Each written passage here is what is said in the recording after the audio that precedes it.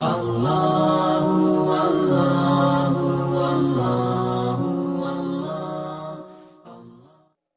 ناظرین و سامعین کرام، السلام علیکم ورحمۃ اللہ وبرکاتہ۔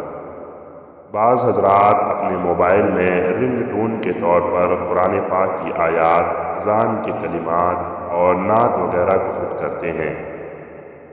رنگ ٹون کا مقصد اس بات کی اطلاع دینا ہوتا ہے کہ کوئی شخص آپ سے بات کرنے کا متمنی ہے، گویا یہ دروازے پر دستک دینے کے حکم میں ہے۔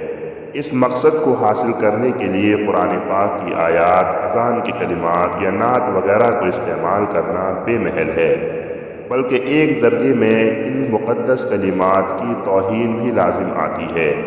لہذا موبائل میں رنگ ٹون کے طور پر اذان کی کلمات، قرآن پاک کی آیات اور نعت وغیرہ کو استعمال نہیں کرنا چاہیے۔